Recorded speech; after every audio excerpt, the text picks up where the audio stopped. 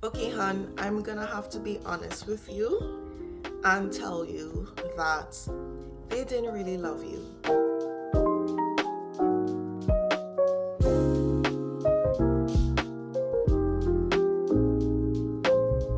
They loved how easy you were to manipulate.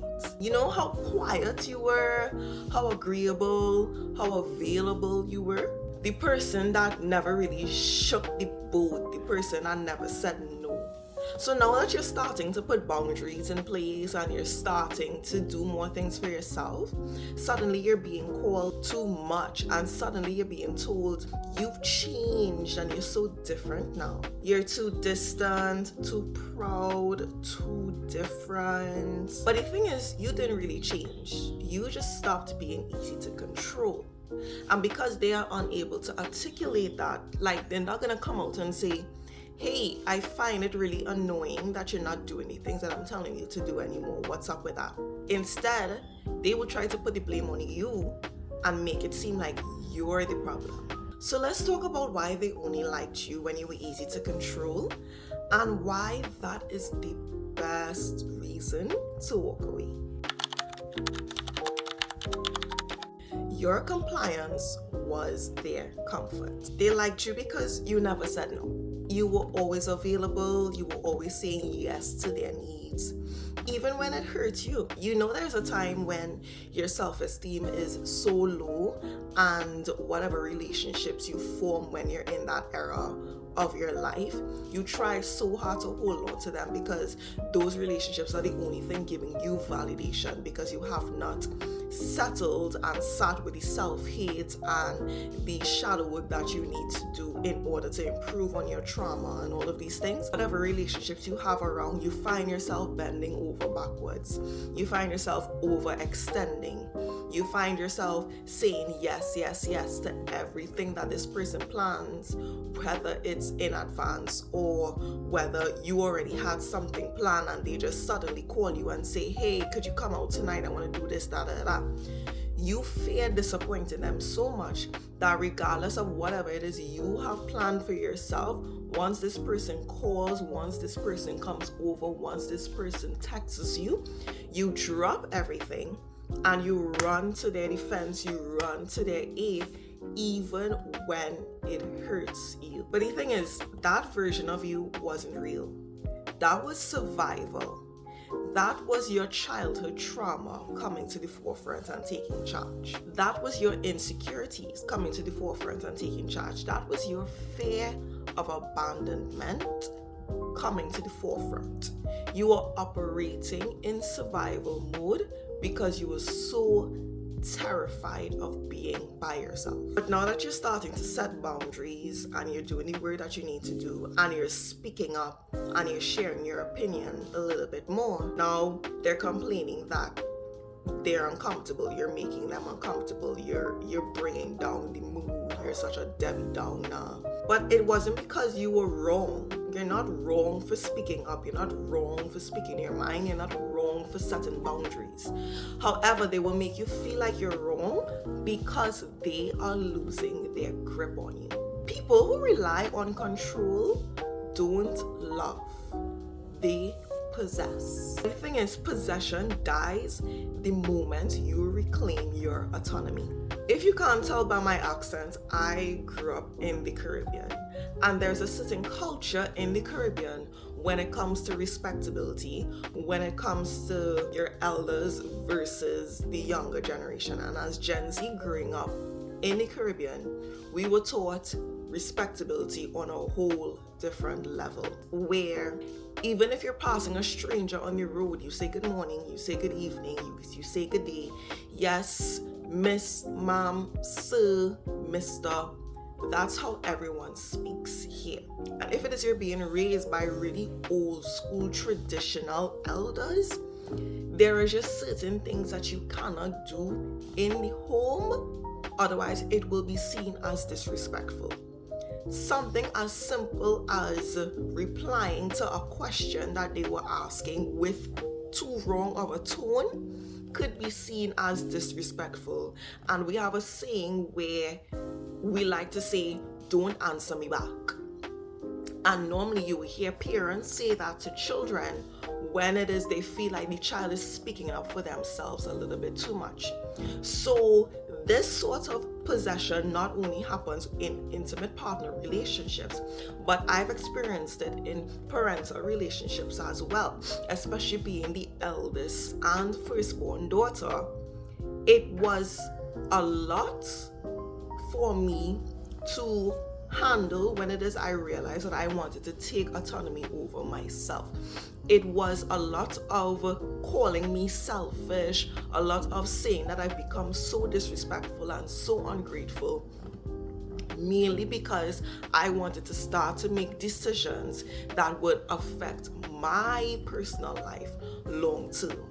Mainly because the money that I make on my jobs or whatever, I wanted to be able to see what it is I could have done with that money. Mainly because in my time when I lived at home, if it is I had a room, because not all the time I had my own room, but that's a story for another time. But if it is I had my room, if I set a boundary and say, hey, I'm working and I'm furnishing this bedroom and I'm buying the things that I need and I'm buying the foods that I want to eat and all of these things, if it is you guys want to have something or you want to borrow something or you want to take something, could you ask me first before you just go into my room and take it? Could you make me aware that you're doing it and not have me just come home and see everything just scattered and dug up into? Because it feels like a violation when it is you see people go into your things and they didn't make you aware. Something as simple as that would be seen as, you know what, I don't want anything again. Keep everything that you have, because you become so ungrateful and so disrespectful and And I'm not the only one that has experienced things like this. This is such a common thing in the Caribbean, regardless of what country you go to. It's such a common thing when it seems like parents forget that their children, even though we love them and we care for them, at a certain point your children would want their own autonomy. And parents tend to fight back against that so hard that they forget that you're not a little robot. You are a growing human being with your own desires and your feelings and your wants. But when it is you set your boundaries, this helps to reveal those person's true intentions. A real friend, a real lover, a real one wouldn't fall back or try to argue with you if you say something as simple as you need your space. They're not going to shame you for protecting your peace. But those people who liked you when they had control over you, you find that they'll try to guilt trip you, they'll ghost you, and ding ding ding ding, they'll call you selfish, because your no exposes their true motive. If you're a true friend to someone and they say, I'm going through a really hard time, I just need to be alone for a bit, a real friend will say something like, okay, I understand that, but just know if you need me, I'm here. As soon as you're ready to talk, I'm here. A toxic person, though, will try to flip the script and say, wow, so I'm just of no use to you. Wow, so something happens and all of a sudden I have to take a back seat. Wow, all of a sudden you want space from me like I did you something. I've seen it so many times, especially when it comes to relationships. Partners become so codependent that the minute one person out of the relationship says, I just want to be alone for a bit, they take it as a personal offense. Like, okay, you could want to be alone, but don't tell me you want to be alone, because that's just gonna mean that you don't want to be around me. They're gonna always find a way to flip the script and make it seem like you're calling them a bad person, when in actuality, you just want to be able to do something for yourself, by yourself. When you're easy to control, you're also easy to use. When you have no boundaries in place to protect yourself, people are going to do whatever it is that they want with you. But your boundaries could sometimes be seen as a test. The right people, however, will pass it with respect. The right people for you are going to see your boundaries and say, okay, I am going to abide by these boundaries because I care for you as a person. Your glow grows when you let go. Listen, letting go of people who only wanted the easy version of you is not a loss. Letting go of people who were okay with disrespecting you is not a loss. You're not losing love. You're losing manipulation. You're losing fake peace. And you're losing suffocating codependency. The moment you stop playing small, that's when you start to glow again. You remember who you were before you were told to shrink. Me moving away from my parental figure was when I started to rediscover the things about myself that I loved, the things that brought me joy in my childhood, the things that I have been saying for years that I want to experience, and the things I've been saying for years that I want to do.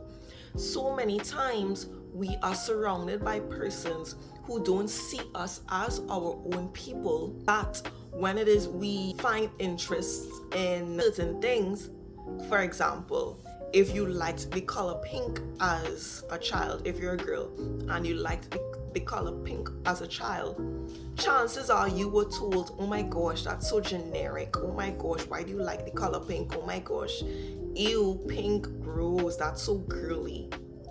And I found that the majority of the girls who liked the color pink and liked Barbie dolls and liked Lisa Frank and liked Bratz as a child, they're falling back into those habits because when they were younger, they weren't allowed to express themselves and flush out the things that they liked. They weren't allowed to explore these things and figure out why they liked it. Instead, they were told they had to hide it. Instead, they were told they had to conform. All of a sudden, you don't like the color pink anymore. You want to be a tomboy. All of a sudden, you don't want to do girly and dainty things like making bracelets and baking and gardening. Now you want to go outside and play sports, and nobody's saying there's anything wrong with that. But when it is you think about it, me personally, I realized that the reason why I got into certain activities was because I didn't want to be called too girly. I didn't want to go out of the mold that people had formed for me. And I didn't want to rock or shake the boat too much because I wanted to be accepted. I wanted to fit in. But now that I'm older, I'm getting to re-explore all of these things that I loved as a child. I'm remembering all of the movies I loved. I'm remembering the activities I loved. I remember the things that I've always wanted to do, the places I've always wanted to go, and I'm giving that to myself as an adult. And it is in turn healing the inner child within me and making me that much more of a stable individual in society. Because guess what? A woman in her power is not too much. You're not too much. You're just real. You're just real and genuinely you. But when you are too real, the wrong people will find that you are too much. All in all, if they only liked you when you were easy to control, they never liked you. They liked the version of you that benefited them. They liked the version of you that gave them control. But you don't owe anyone your silence, your compliance, nor your light. And when you start choosing yourself loudly, you can watch your entire life shift. If you made it to the end of this video, comment, I'm no longer available for your control if you feel like this. If this video resonated with you, thank you for subscribing because I post every day. Mwah. See you tomorrow.